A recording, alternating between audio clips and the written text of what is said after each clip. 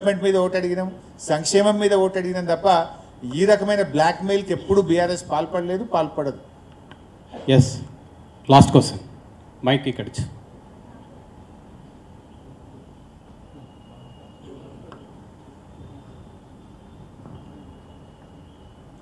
Sir. నేను Srinivas, great Telangana నుంచి. ప్రస్తుతం ఉన్న బీఆర్ఎస్ పరిస్థితిలో కేసీఆర్ గారు కొంత రెస్ట్ తీసుకుంటున్నారు, అగ్రెసివ్నెస్ తగ్గించుకున్నారు. కవిత గారు సైడ్ స్టెప్ వేశారు. కేటీఆర్ గారు దాదాపు సీఎం అవుతానన్న పద్ధతిలోనే నడుస్తున్నారు. మీరు యాసిటీస్గా బరువంతా మోస్తూ కొంచెం బ్యాక్ స్టెప్గానే ఉన్నారు. What is the future course of action for BRS as such and what is the future course of action for Harish as such? I answered this question more than 100 times. I think 100 times చెప్పుంటా నేను. మీకు ఎవరికి అనుమానం అక్కర్లేదు, మా CM అభ్యర్థి కేసీఆర్ గారే. అందరూ రాష్ట్ర ప్రజలు కోరుకుంటున్నది, బీఆర్ఎస్ కుటుంబ సభ్యులను కోరుకుంటున్నది, కేసీఆర్ గారు మళ్ళీ రాష్ట్రానికి ముఖ్యమంత్రి కావాలి, మళ్ళీ మంచి రోజులు రావాలని అందరూ కోరుకుంటున్నారు, నేను కోరుకుంటున్నాను. ఎస్, హరీష్ రావు గారు కంక్లూడ్ క్వశ్చన్. ఇది మైనారిటీ ఓట్ బ్యాంక్ అనేది మేడం చాలు కంక్లూడ్ క్వశ్చన్.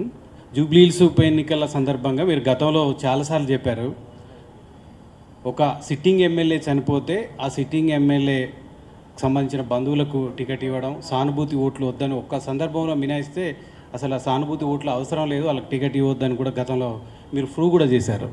ఇప్పుడు కేవలం గోపీనాథ్ గారు చనిపోవడం మూలంగా ఆయన భార్యను గెలిపించాలని కోరుతున్నారా, బీఆర్ఎస్ అభ్యర్థిని గెలిపించాలని కోరుతున్నారా?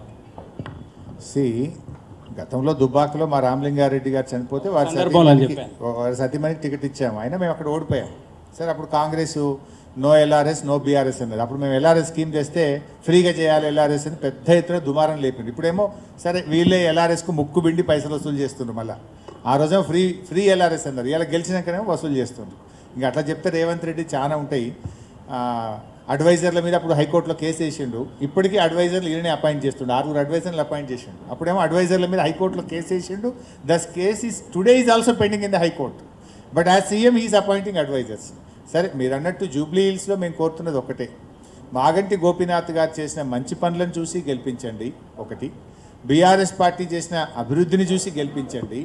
ముఖ్యంగా కాంగ్రెస్ అరాచకాలను, కాంగ్రెస్ బ్లాక్మెయిల్ రాజకీయాలను, కాంగ్రెస్ ప్రభుత్వం 6 గ్యారెంటీలు అమలు చేయడంలో విఫలమైనటువంటి పద్ధతిని చూసి కాంగ్రెస్కు బుద్ధి చెప్పాలి, కాంగ్రెస్కు గుణపాఠం చెప్పాలి. రాష్ట్ర ప్రజలందరూ జూబ్లీ హిల్స్ ప్రజల వైపు చూస్తున్నారు. 4 కోట్ల మంది, ఈ 4 లక్షల ప్రజలు ఏం తీర్పు ఇవ్వబోతున్నారని చూస్తున్నారు. సో మీరిచ్చే తీర్పు రేపు రాష్ట్ర ప్రజలకు 6 గ్యారెంటీలు అమలు కావడానికి దోహదపడుతుంది. రాష్ట్రంలో మహిళలందరికీ మహాలక్ష్మి రావాలంటే జూబ్లీ హిల్స్లో కాంగ్రెస్ ఓడాలి. రాష్ట్రంలో అవ్వాతాతలకు 4000 పెన్షన్ రావాలంటే కాంగ్రెస్ ఓడాలి. మన పిల్లల చదువులు బాగుండాలి, ఫీజు రియంబర్స్మెంట్ రావాలంటే కాంగ్రెస్ ఓడాలి. అందువల్ల ఈ కాంగ్రెస్ అరాచకాలను, కాంగ్రెస్ యొక్క తప్పుడు విధానాలు